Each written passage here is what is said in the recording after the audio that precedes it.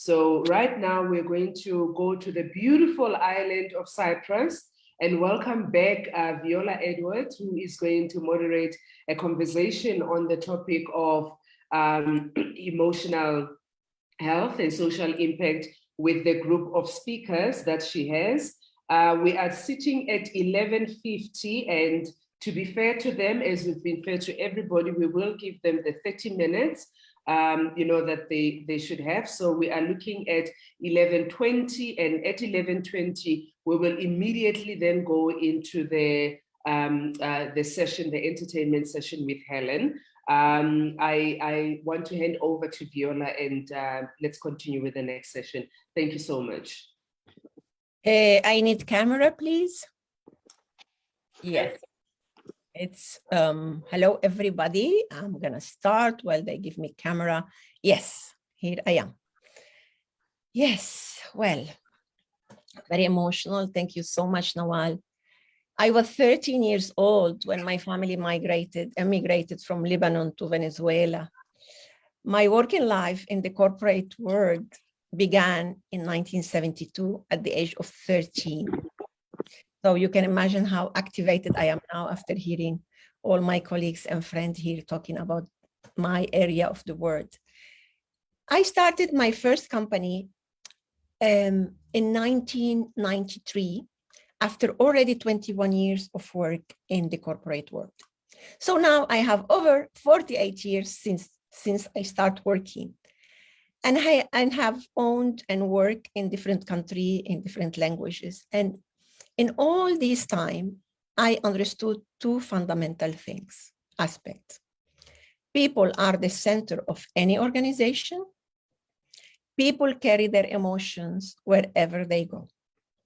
And this is the title of a chapter that we just submitted with my dear friend, Saxa Stephanie, Director of CEDEP's Center of Studies and Research of Development of Eco-Psychology and Social Psychology. And he is also an author, and very happy to have men with us in these groups. And I know how much you've been supported, Saxa, supporting our movement of women empowerment around the world. And the joyous and the happiest I am every time I have the opportunity to be again with my soul sister, Hellenic Argyrou, Helen, but as I know her, Hellenic is going to be a little bit difficult to change that. Helen is the founder of Women of Truth, clinical psychologist, a researcher, author, and she is the female wave of change ambassador for Cyprus. So between the three of us, we decided to have a conversation together about, and especially after we heard Lina El-Assad about talking about burnout and why it is so important to have and to understand what is emotional well-being. Since the 90s, I've been working about mental health, fitness in the workplace, and nowadays we englobe all that in the subject of emotional well-being. So Saxa and Hellenic, welcome to be with me here today in this conversation between psychotherapists. All of us, we had hours and hours of psychotherapy ourselves to become the psychotherapists that we are. And let's talk about why it is so important to have emotional well-being. Hellenic, welcome. Thank you so much, Viola. Hi, Saxa. Hi, everyone, and all you wonderful wave makers around the world. It's very special to be with you all. Thanks for this opportunity. Saxa. Good morning, everyone. Good morning, Viola. Hello, how are you there? Here from London. I want to first profoundly thank the Female Wave of Challenge and of course, my colleague, Viola Edward, for having me. And congratulations for this incredible global conference you are holding. And the quality and value of everything is being said and spread today. So congratulations for that first. Well, what interesting topic we'll be speaking about today. Emotions and emotional well-being. It's actually, I think we all can agree, it's the most important concept we can think about and probably is going to shape many of our actions over health in the decades to come. And yet, the majority of the population, but I'm talking here even health professionals, are, if we can say that, illiterate on emotions in such a way. There's a famous quote from John and Jones. It's quite old. Some things are now are changed, but he said, everybody thinks they know what an emotion is until they try to define it. At that precise moment, nobody can state that they understand them. So that's our challenge, and in our work with us psychotherapists, we know the importance of this concept, that it's here to, I will say, to change everything we know about mental health and well-being. Thank you, Sasha. Thank you, Sasha. And we are working with Sasha, and we've been working with Hellenic for many years to take this understanding about emotional health and emotional well-being to every area of life, to businesses, to art, to politics. So Hellenic, tell me, let's take 1 minute or two for you, and then we'll enter into conversation. Yes, it's always been a very important topic in my own personal work as a psychotherapist with many of my clients, but also working on social change, social justice, education, and health in general in the world. We see that we really have come out of a time in past generations where parents, previous generations, were very much in survival mode.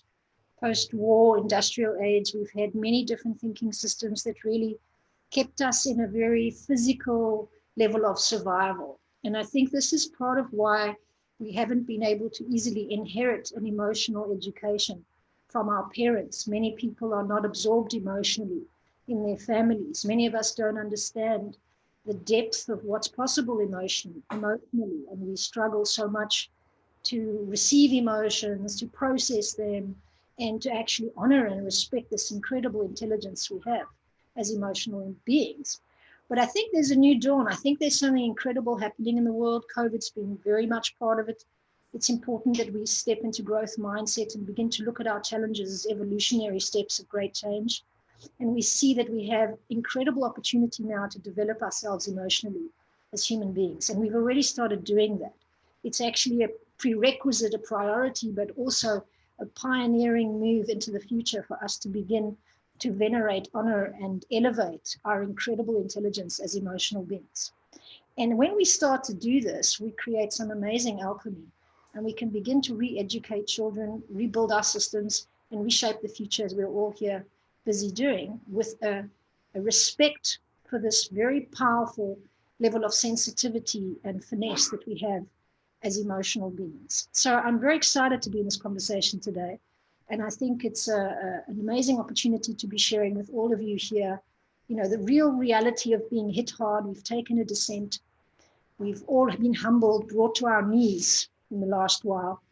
And now we have to stand up and really think, how do we build a deep respect for how people feel, what people need, how we are able to grow and evolve as human beings through our hearts and create deep wisdom in the soul, because information, progress, really not enough. We have to start moving our understanding into our heart and into our soul so that we can create a holy triad of mind, body, and soul connectedness as emotional beings. Thank you, Viola. Thank you, Hellenic. So we are here a very multicultural team. I was born in Iraq. My mom is Lebanese. I'm Venezuelan, married to an Englishman living in Cyprus. Hellenic was born in Zimbabwe, Cypriot parent, grew up in South Africa, and now she's back to Cyprus. Sasha is from Argentina. He lived several years in Spain, and now he's in London.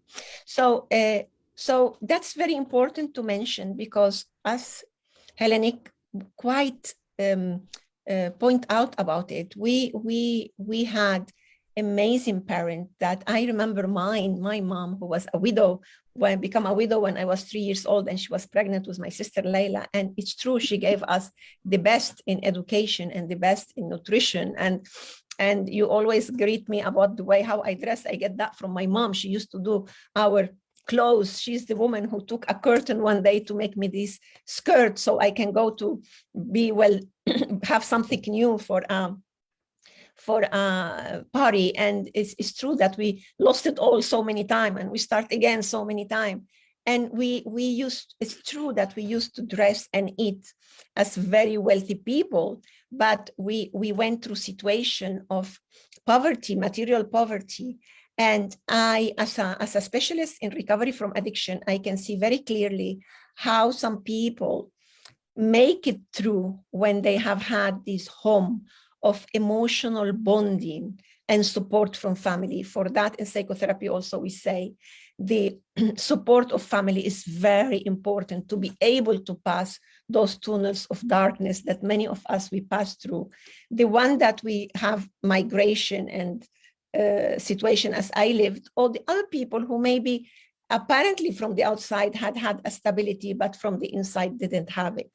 So why it is so important to support psychotherapeutical process and to encourage our family members and friends that please, nobody should leave their pain alone. Nowadays, there is no more stigmas about going to therapy. So sooner you go, it's better for everybody, for you and for your beloved one. And remember, it's not only needed that you say, okay, I'm going to go to psychotherapy. You still will use a time to find which psychotherapy you want to go, which psychotherapist is going to be the best for you. So don't take longer time to decide. In that sense, Sasha, according to the dynamic emotional theory that you have created and you're finishing a book about it, the emotional sphere bases and determine the cognitive and behavioral spheres of human behavior, where emotion is the necessary vehicle for interaction, communication, and the development of human bonds. If we add to this that one of the most precious and clear find in this dynamic is the understanding and the importance of the internal resources that me, Hellenic, we work so much about it, that what the individual bring with themselves, every person have inner resources that some of them are natured, some of them are nurtured. So the most valuable capital that we have, we cannot afford then to sidestep or avoid the treatment of emotion in any process of an organization, management, leadership, in company, in politics, in any area of life. So just take 1 minute, Sasha, to complement this idea according to your dynamic emotional theory. Thank you, Viola. Well, the idea is we are so much in conflict, and emotions seem to be a really useful tool to change, and as I said earlier, to reshape our different environments, from work to family to social life. And that's why we pay so much attention on it, because we believe in the power of emotions to change, but not just treating emotion as a part of an approach, but an approach itself. So we mentioned that we are in critical and in a way in a beautiful time, a period of time, and we are pleased as psychologists or people dealing with health, because the emotions, they have accumulated so much knowledge from philosophy, medical and health sciences, social sciences, educational sciences, among others. And then on the other hand, the term comes in harsh times where there is still a confrontation between a biological vision and an environmental position, which we find represented in the famous pair you just mentioned, Viola, about nature versus nurture, or innate or learned, or the most colloquial in Spanish, I will say this one, se hace o se nace. I mean, we need to learn things, or we have them already. So here the emotions contribute, sustain, strength the paradigm that overcomes by synthesis and also by elevation the biomechanical versus humanist separation, the body versus mind conception, or psyche versus soma, to take them to lands where metadisciplinary terms such as social neurocognition, psychosomatic interaction, psychoimmunoneuroendocrinology, that's a long one, epigenetics, just to name a few, are already common now that we are researching so much in this field. And the study of emotion is proposed as a unifying force that, of course, it has diatribes and internal debates, but it serves as a stage where various disciplines play a leading role within an holistic approach. So with this panorama, emotions represent an amalgam, a point of union, and inflection, both for the science that seeks these internal biological factors and mechanisms involved in behavior, but also on the sciences that measure and project the effects and the psychological and social expressions, forming this complex psychosocial set that we also like to call eco-psychological. But the idea is that emotions work taking our biological set that we cannot ignore and make it work with all the behaviors we need to develop in our environment. And this is going to be unique, particular, of course. Everybody, it's a unique person, as the humanistic approach taught us, but we also have this background of knowledge treating emotions, where we can understand a really big amount of behaviors that we help, especially when it comes to our social reactions. So emotions are there to facilitate our communications. Gracias. Thank you, Sasha. Thank you. Now you know why I love these people. I can spend with them, go for a coffee or virtual coffee, and then you will learn so much, because Sasha and Hellenic are researchers from the human behavior to the social behavior, and there is so much to learn from them. But our time today is short, and I'm going to pass to Hellenic. Hellenic, you're creating now your book, and you are the founder of Women of Truth. And knowing you, I know why you choose that name. And you're creating this book. Tell us about your book and what is the two fundamental thing that is also related from your book that also is related with our session today. Wow, great question. Wasn't expecting that. Thank you very much for the opportunity to share. For me, a very exciting journey to really look very deeply at female empowerment and all the struggles that we've been having, to acknowledge this emotional, nurturing intelligence that we have, that we sometimes simplify down and think women carry more than men. And I think for me, I wanted to understand gender and emotion and this deeper wisdom that we have in this feminine principle. Because of course, some of you might know my mother's name is Aphrodite. I was born in Africa to make sense of Greek mythology and the feminine and the myth of love and creation and sexuality. And of course, gender and emotion and all of these topics we're talking about today were very powerful for me throughout my whole life. I came in a very patriarchal society. I had to make sense of a lot of control dynamics. And suppressing emotion was very much part of my education, not intentionally, but we lived in a world where people manage emotion so much, and even we demonize emotion. So for me, my book really started off as an inquiry into what it really takes for women to step into their personal power, and what that looks like in terms of the personal journey, the transformational journey, but also the social, political, gender, feminist theory type dynamics. And how can we finally put an end to this debate about power, about equality, about all these things, and as women rise up and take responsibility for equalizing the field and doing the work we're here to do.